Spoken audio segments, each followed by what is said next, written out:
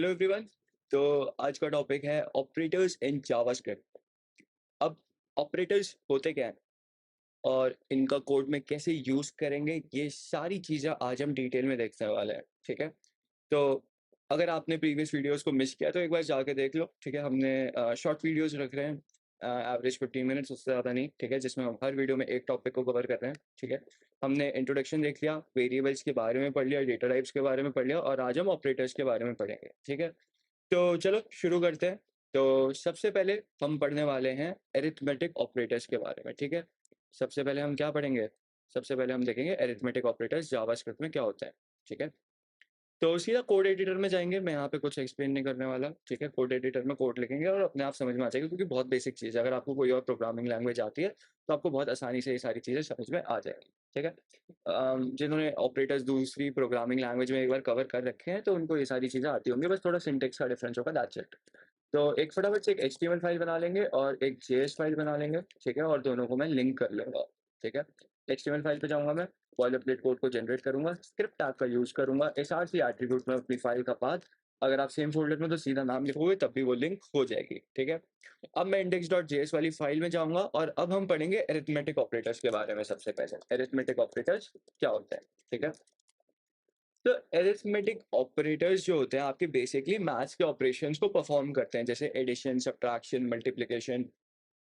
तो let's say मैं दो वेरिएबल लेता हूँ, एक ए वेरिएबल और एक बी वेरिएबल। ए 5 है मेरा और बी के अंदर मेरी वैल्यू पड़ी है 10।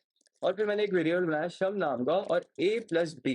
ठीक है, तो ये क्या है? ये मेरा एडिशन है। ये ऑपरेटर मेरे को दो नंबर्स को ऐड करके देगा। आप जितने भी नंबर्स ऐड करना चाहते हो, सीधा इसके बीच में आपको बस ये ऑपरेटर का यूज करना है और वो आपको सम करके दे देगा। और अगर मैं इसको अपने कंसोल में प्रिंट कराना चाहूँ तो मैं प्रिंट भी करा सकता हूँ with the help of console.log।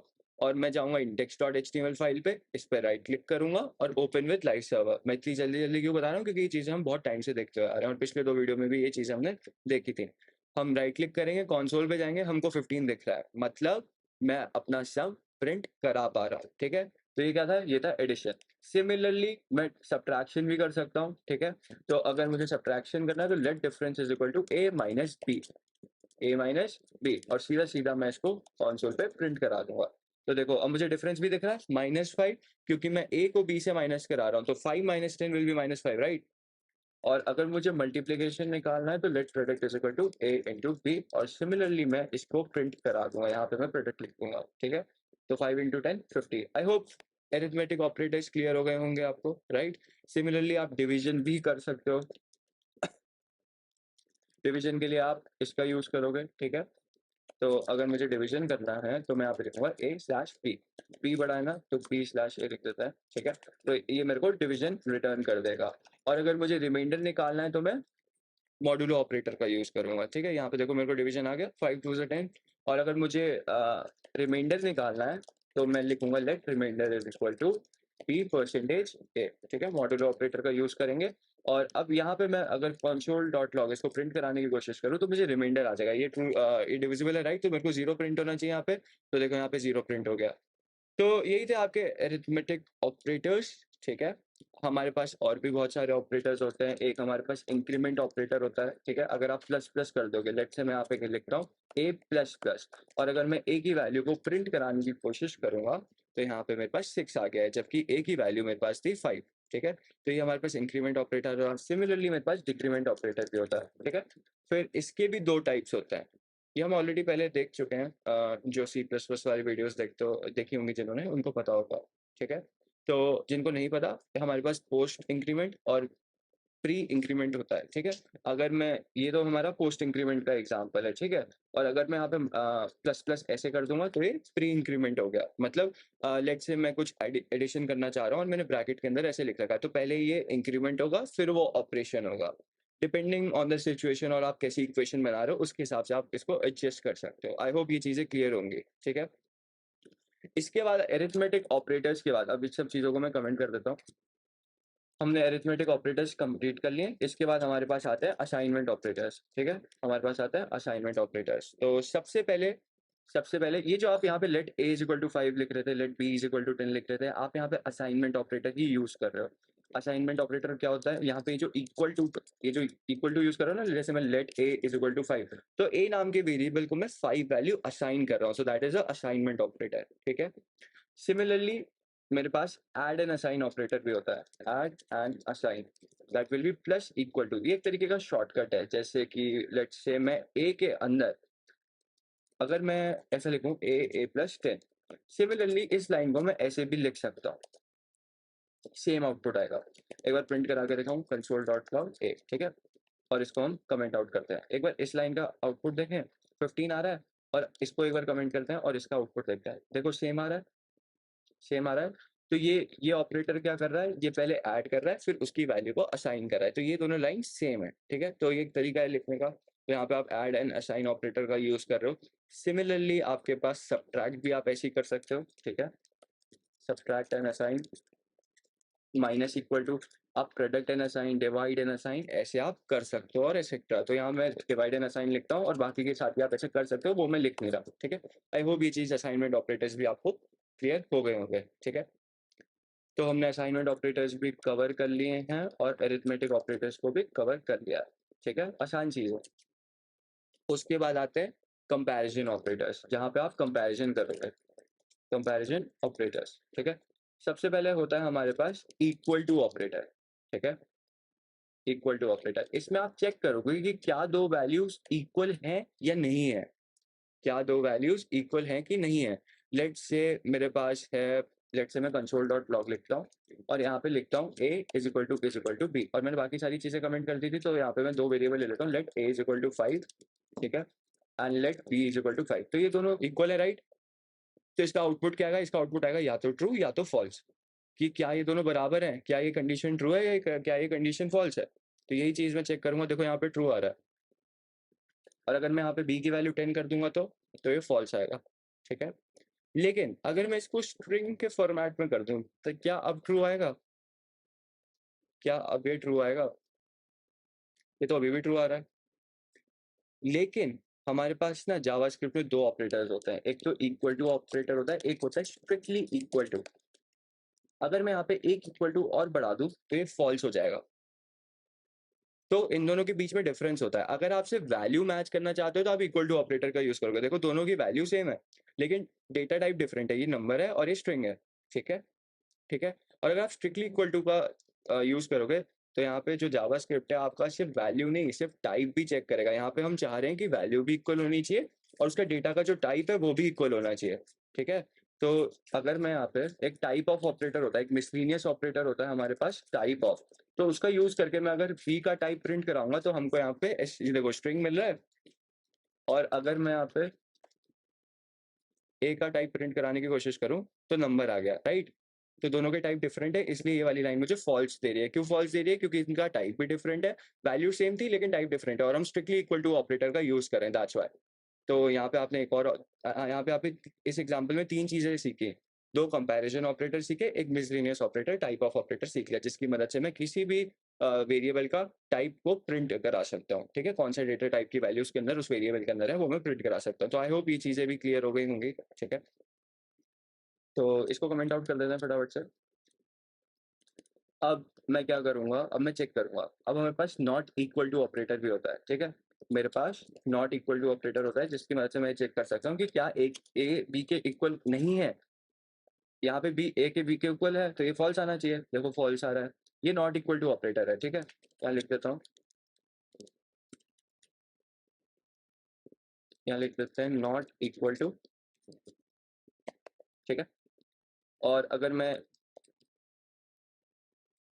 तो यहाँ पे देखो अब नॉट इक्वल टू है तो ये मेरे को ट्रू देना चाहिए, ठीक है, ट्रू आ रहा है यहाँ पे आंसर। तो आई होप कंपैरिजन ऑपरेटर्स भी क्लियर हो गए होंगे। सिमिलरली हमारे पास ग्रेटर देन ऑपरेटर होता है, greater than equal to operator होता है, तो आप इनका भी सेम तरीके से यूज कर सकते हो जब आप कोई कंडीशन एग्जीक्यूट कराना चाहते हो या फिर उसके बेसिस पे आप अपना कोई कोड रन करना चाहते हो। वो हम कल पढ़ेंगे, कल वाले वीडियो में वो चीज़ आएगी कंट्रोल स्टेटमेंट्स, जहाँ पे हम इसी को और अच्छे से देखेंगे। तो अभी से ओवरव्यू हो गया कि कंपैरिजन ऑपरेटर्स क्या होते हैं, कैसे यूज करते हैं। सिमिलरली आपके पास लेस देन ऑपरेटर और less than equal to operator भी होता है, ठीक है।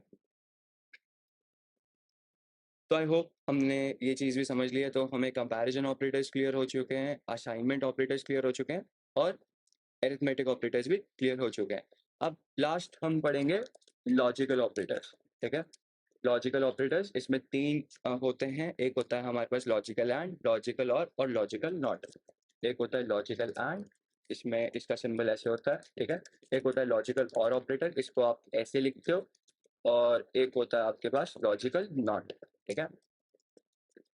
जिसने गेट्स पढ़े हुए हैं, लॉजिक गेट्स, उसको ये कंसेप्ट ज़्यादा अच्छे से क्लियर हो गया होगा, ठीक है। जिसने नहीं पढ़े हैं, मैं अभी समझा देता हूँ, ठीक है। ट्रुथ टेबल नहीं बनाऊंगा, डायरेक्ट समझाऊंगा, ठीक है। तो चलो समझते हैं इस चीज़ को।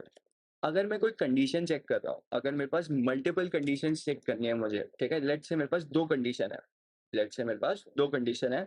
तो अगर वो दोनों कंडीशन ट्रू है, मैं चाहता हूँ कि ये जो मेरा कोड है वो तभी एग्जीक्यूट होना चाहिए जब दोनों कंडीशन ट्रू हो, ठीक है। तो तब हम लॉजिकल एंड का यूज करेंगे। Check if both conditions are true, then only it will execute your block of code, ठीक है। अब वो कैसे होगा, वो एग्जांपल अब हम कल देखेंगे, क्योंकि जब हम कंट्रोल स्टेटमेंट्स पढ़ेंगे तो ये चीज़ और अच्छे से समझ में आएगी। अभी सिर्फ हम इसका डिस्क्रिप्शन देख रहे हैं। तो जो लॉजिकल और ऑपरेटर होता है ना, इसमें क्या होता है कि इसमें सिर्फ आपके पास मल्टीपल कंडीशंस हैं, ठीक है। और आप चाहते हो कि आपका ब्लॉक ऑफ कोड तभी चले जब उनमें से एक भी कंडीशन ट्रू हो गई। अगर एक भी ट्रू हो गई तो कोड चलेगा, अगर सारी फॉल्स हैं सिर्फ उसी केस में नहीं चलना चाहिए। तो यहाँ पे हम लिखेंगे check if at least one of the condition is true, then only the block of code will execute, ठीक है। और जो नॉट ऑपरेटर होता है ये रिवर्स कर देता है। बस इसका एक ही काम है कि अगर आपकी कंडीशन ट्रू हो रही होगी तो उसको ये फॉल्स कर देगा। अगर नॉट ऑपरेटर क्या करता है, रिवर्स कर देता है। अगर ट्रू है तो फॉल्स कर देगा, ठीक है। तो यहाँ पे मैं लिख देता हूँ if condition is true, if condition is true. और अगर आपने उसके जस्ट कंडीशन जहाँ लिखी है उसके पहले आप अगर नॉट ऑपरेटर का यूज करोगे तो वो उसको फॉल्स कर देगा, ठीक है। If the condition is true then it will turn reverse the output, okay. तो कंडीशन को फॉल्स कर देगा। अब जिन लोगों को कंट्रोल स्टेटमेंट्स नहीं पता है उनको शायद समझ में नहीं आएगा, वो मैं टॉपिक अगले वीडियो में कवर करूंगा और इसको दोबारा से समझा दूंगा। जिनको पता है मैं उनको एग्जाम्पल समझा देता हूँ, एक छोटा सा एग्जाम्पल देखते हैं ताकि ये समझ में आ जाए जिनको पता है इफ एंड एल्स कंडीशंस क्या होती है, ठीक है। तो हमारे पास इफ कंडीशन होती है, मतलब ये आप इफ कीवर्ड का यूज तब करोगे जब आपके पास कोई कंडीशन आपको इवेल्युएट करनी होगी और उसके बेसिस पे आप अपना ब्लॉक ऑफ कोड को एग्जीक्यूट करना चाहते होगे। तो लेट्स से मेरे पास एक कंडीशन है कि ए अगर ग्रेटर देन 0 है, और मैं ये भी चाहता हूँ, मैं ये भी चेक करना चाहता हूँ कि बी भी क्या ग्रेटर देन 0 है। तो यहाँ पे मेरे पास दो इक्वेशन हो गई, right. A greater than 0 and be greater than 0। और मैं बस ये चेक करना चाहता हूँ कि क्या दोनों पॉजिटिव है। तो यहाँ पे मैं एंड ऑपरेटर का यूज करूंगा, क्योंकि मैं चाहता हूँ ये दोनों ये जो दो वेरिएबल है मेरे पास, ठीक है।